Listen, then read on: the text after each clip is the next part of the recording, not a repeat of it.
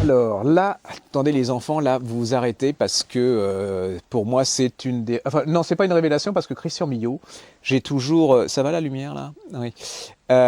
Christian Millot, pour moi, j'ai toujours été surpris, désespéré que ses romans, que les bouquins qu'il avait écrits ne marchent pas autant qu'il le méritait. Parce que, par exemple, le dernier qu'il avait écrit, qui s'appelait Le Passant de Vienne, qui était sur la jeunesse de Hitler, était une petite merveille. C'est-à-dire qu'il montrait que ce type, qui était un petit bourgeois qui voulait réussir, qui avait un rêve, c'était d'être assimilé par la grande bourgeoisie. Voilà, c'était un type ni plus brillant que les autres, ni moins brillant. Et puis comment le destin et la bêtise et plein de choses vont faire qu'il va devenir cette chose absolument abominable. Et moi, je trouve que si vous n'avez pas lu Le Passant de Vienne, allez-y, c'est un excellent...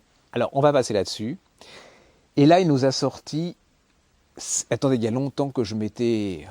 C'est... Journal impoli, Un siècle au galop, 2011-1928. C'est chez Édition du Rocher, Les Enfants.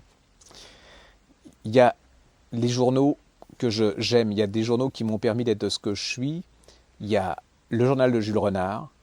Il y a le journal de Paul Léotot. Et maintenant, à ces deux journaux, je mets le journal impoli de Christian Millot, qui à mon avis est l'égal de Léotot et de Jules Renard, d'ailleurs un peu plus proche de Jules Renard, parce que il est un peu moins méchant. Ah non, il est aussi méchant, mais plus brillamment, plus hypocritement, plus intelligemment. Enfin, il y a plein de choses. Donc, si vous aimez Jules Renard, pour moi, Christian Millot, là, atteint Jules Renard. Et alors, il nous décrit notre société. Il connaît, alors attendez, attendez, je ne sais pas si vous imaginez, mais les témoins de son mariage, c'était Chardonne et Roger Nimier. Vous voyez le genre, c'est pas Marc Lévy et puis une quelconque de télé-réalité. Non, c'est deux personnes extraordinaires, romanciers d'une qualité littéraire extraordinaire. Et alors, il va vous raconter sa vie. Alors, si vous êtes un peu, disons, d'extrême gauche, vous allez être mal. Hein, de gauche, vous n'allez pas être mal, mais vous oubliez ça. C'est pas. Il va vous raconter... C'est le culturellement incorrect, c'est la provocation, mais d'une intelligence brillantissime. Alors voilà, il va vous parler de Morand, de Churchill, de Colette, de De Gaulle, de Céline, de Kennedy, de Dali, de Cocteau, de Malraux, d'Orson Welles, de Sandra, d'Hemingway, d'Aragon, de Woody Allen et de plein de gens moins connus. Il va vous parler des gens de la télé-réalité, il va vous parler de notre vie quotidienne, il va le faire avec, vous savez, un peu comme Jean Dutour qui était réactionnaire, mais avec quel talent, avec humour. Il va vous parler de Mauriac, comme j'ai jamais entendu parler Mauriac gay. C'est-à-dire Mauriac a toujours essayé de se persuader qu'il n'était pas gay. Et il y a une anecdote absolument extraordinaire sur la femme de Mauriac qui arrive dans la loge de Mauriac à l'opéra et qui voit des gens assis dans sa loge et qui dit « Mais madame, messieurs, je suis madame François Mauriac. » Et les autres, dont Cocteau, disent « Mais madame, on était sa femme bien avant vous. » Donc vous en tirez les conséquences si vous voulez. Il y a des réflexions sur notre société qui est absolument... fabuleusement drôle, c'est drôle à éclater de rire. Alors moi, c'est un des événements, vous voyez ça, c'est le genre de bouquin que je garderai toute ma vie, enfin, que je ne quitte pas, qui ne quitte pas ma besace. J'ai 7 ou 8 livres, mais avec ce livre-là, je suis tranquille parce que je sais que si je trouve sur 9 livres ennuyeux, je pourrais prendre ce bouquin n'importe où et je vais m'éclater de rire, d'intelligence.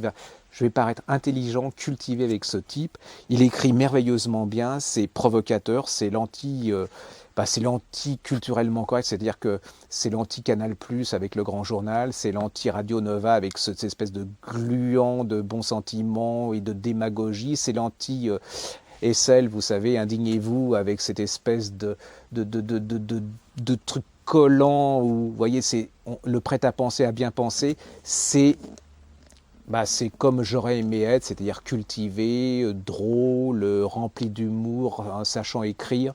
C'est précipité, vous les enfants. Alors, je le dis souvent, mais si je partais sur une île déserte, je crois qu'avec le journal de Stendhal et le journal de Jules Renard et de Paul Léotot, c'est le livre que j'emporterai et que je laisserai tomber tous les romans pour ce bouquin. Si vous n'avez pas lu ce bouquin, vous n'avez pas lu un des grands moments de ces 10 dernières années. Ça s'appelle Journal impoli de Christian Millot, Un siècle au galop, 2011-1928. C'est, à mon avis, un livre qui participera de l'histoire littéraire française actuelle et contemporaine. Voilà, ça vous va là? Je ne peux pas faire plus, hein, Christian, je ne sais pas qui tu es, mais en tout cas, Moi, ça a été une de mes révélations. Et puis, ça me rassure parce que je me dis, il a 80 ans, les enfants. 80 ans, il est plus rapide que toute l'équipe de la matinale de Canal+. Vous voyez, les autres, ils ont l'air vieux. L'émergie à côté, il a l'air tricentenaire. C'est vraiment... Vous savez, c'est cette espèce d'époque dont Sartre a fait beaucoup de mal avec ça, c'est-à-dire cette espèce de terrorisme intellectuel parce qu'on était droite, on était des cons. Ils étaient des cons et Jean Dutour vient de partir là, et je crois qu'il n'y a pas provocateur qu'au bombeur de Jean Dutour. Alors, et en plus, il était réactionnaire, il le disait, donc j'adore ces gens qui vont à contre... je ne suis pas forcément réactionnaire, je ne suis pas forcément de droite, mais j'adore les gens qui, contre la vague montante, osent dire ce qu'ils sont, et je trouve qu'à notre époque, on ne dit pas assez ce qu'on pense, parce qu'on veut paraître tellement intelligent et veut tellement qu'on nous aime, et on arrive à des catastrophes culturelles comme on arrive maintenant. Donc, lisez Christian Millot, relisez Jean Dutour au bombeur. Écoutez, les enfants, c'est la France telle qu'elle était, c'est pas telle que l'on veut nous la faire croire maintenant. Relisez le journal de, je sais pas si c'est un recueil de chroniques qu'il avait fait chez Flammarion, Jean Dutour, sur les grands événements, les grands écrivains qu'il aimait, et vous verrez, c'est d'une jeunesse, c'est pétillant, c'est comme Christian Millot.